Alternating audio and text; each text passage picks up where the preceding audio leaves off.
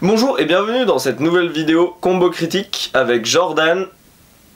Ok, c'est pas Jordan. Eh ben, on fera pas une combo. On vous a menti. J'ai menti. Du coup, on se retrouve tout seul aujourd'hui pour présenter Valérian, qui est le nouveau film de Luc Besson. Alors, qu'est-ce que c'est Valérian? Valérian, à la base, c'est une BD qui a été adaptée en film. Mais alors, du coup, pour ceux qui n'ont pas lu la BD, de quoi ça parle? On va suivre les aventures de Laureline et de Valérian, qui sont deux agents spatio-temporels envoyés par la Terre. Alors ils sont envoyés pourquoi? Ils sont envoyés pour pouvoir rejoindre une cité qui a été créée il y a plusieurs centaines d'années. Et en gros le projet de cette cité Alpha, c'était de pouvoir rencontrer toute autre forme de vie que celle que nous connaissons et pouvoir mettre en place des relations avec eux et essayer de coexister. Sauf que voilà, il y a eu un gros problème par rapport à ce qui s'est passé il y aurait des centaines d'années. Une civilisation aurait disparu alors qu'elle n'était pas censée disparaître. Ça a créé un conflit, on est en train de découvrir pourquoi. Et Valérian et Laureline se sont lancés dans leur aventure pour essayer de découvrir qu'est-ce qui s'est passé à cette époque et essayer de rétablir la vérité. Et tout va se dérouler par rapport à ça. Tous les problèmes qui vont arriver, c'est à cause d'une découverte qu'ils vont faire et qu'ils n'auraient pas dû faire à la base. Et donc vous allez me demander, mais enfin Adrien, t'as toujours pas dit les acteurs? Ferme ta gueule, tu attends 2 secondes, je vais les dire. En premier, il y a Cara Delevingne qui joue le rôle de Laureline, que vous connaissez sûrement parce qu'au départ c'était une mannequin, et qu'aujourd'hui elle a... Suicide Squad. Chut. Vous la connaissez juste parce que c'était une mannequin.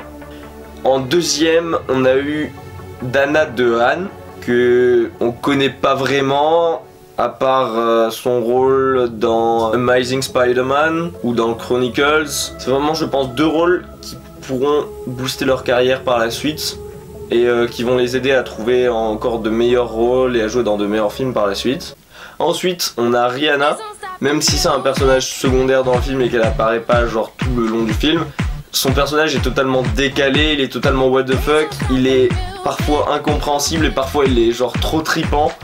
Elle est juste trop marrante dans son rôle. Puis ensuite il y a Alain Chabat, que j'apprécie et que j'adore vraiment parce que c'est un génie du film français. Rien que pour tous ces films où il m'a fait rire aux larmes, genre La Cité de la Peur et Astérix Obélix Mission Cléopâtre. C'est genre le panthéon de ces films. Et ça faisait grave plaisir de le voir dans ce gros blockbuster. Mais alors vous allez me dire, mais pourquoi j'ai autant aimé ce film? Ou alors peut-être que vous n'allez pas le dire, ou alors peut-être que je ne vous entends pas parce que derrière vous êtes derrière un écran et que je ne peux pas vous entendre. Mais moi je vais vous dire quand même pourquoi j'ai aimé ce film. Alors premièrement, les effets spéciaux. Tout est fait à la Cité du Cinéma. Tout est fait sur fond vert. Genre pratiquement la majorité des scènes ont été tournées à l'intérieur. Et quand tu vois le résultat, c'est la première fois que tu trouves un film aussi plaisant, aussi bon à regarder. Genre vraiment, genre il y a des moments, tu y croirais, tu penses pas, tu vois à aucun moment que c'est de la CGI, tu vois à aucun moment qu'il y a un fond vert. C'est genre super bien réalisé. Deuxièmement, comment c'est monté. Il y a certains moments où par exemple la caméra va super vite, elle suit un chemin et tout. C'est la première fois où, sans voir un film en 3D ou en 4D ou n'importe quoi d'autre, tu as l'impression d'être transporté dedans. Tu es assis, tu ne bouges pas, tu regardes juste l'écran et vu, c'est tellement bien fait, il n'y a pas de shaky cam, c'est tellement bien suivi. Tu as l'impression d'être un peu comme dans une course de Star Wars. Sauf que tout le long c'est super bien suivi et on a l'impression de bouger avec. Et ça te transporte mais à un point, c'est l'une des premières fois que ça me fait ça pour un film. Ensuite on a le casting vraiment génial. J'avais un peu des doutes au départ sur Cara Delevingne parce qu'on la connaît pas vraiment. Et Dana DeHaan parce que voilà il est pas non plus trop célèbre.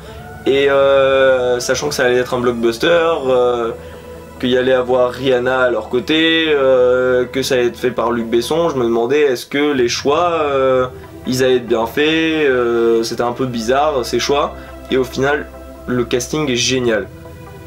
On a aussi le fait, et ça c'est important parce que c'est rare, que ça reste fidèle à l'esprit de la BD.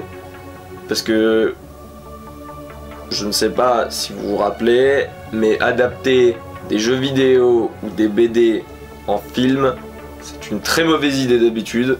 Et là c'est un concept qui cartonne et qui marche vraiment à fond. Côté négatif, on a un vrai point négatif pour moi. C'est que la civilisation que l'on voit dans le film, qui est introduite, je vous préciserai pas quand ni comment, j'ai l'impression que c'était genre... C'est la civilisation mère, hein, c'est celle qu'on voit tout au long du film, qui a la trame principale, elle se passe par rapport à elle, c'est un peu à cause d'elle qu'il y a tout le synopsis et tout le film. On a l'impression d'avoir des avatars, c'est exactement les mêmes personnages, tout bleus, qui leur ressemblent, il n'y a pas vraiment un effort qui a été mis pour pouvoir faire une vraie civilisation différente. Mais en fait, côté négatif, et ben en fait j'en ai pas d'autres. À part un peu un manque d'originalité de la part de Luc Besson, j'en ai vraiment pas trouvé. J'ai trouvé le film juste génial. On a l'impression d'avoir un Star Wars français. On a l'impression d'avoir un mix entre Star Wars et le 5e élément. Et sachant que le 5e élément c'est peut-être mon film préféré de Luc Besson. Et avoir un Star Wars français, vous imaginez le mythe quoi, le truc, l'univers entier, tout ce qui se passe, genre c'est génial. Et franchement le film a tellement bien été fait que ça me rappelle l'époque où Luc Besson produisait des films géniaux. Genre j'ai l'impression qu'il commence à se remettre bien dedans, qu'il a passé, il a laissé passer un peu. Pour l'instant il faisait des films, voilà, quelques films plaisants, sympas, mais pas les meilleurs. Et j'ai l'impression de revoir un peu le 5e élément. Et ça me fait plaisir de voir Luc Besson revenir aussi bien dans le cinéma français.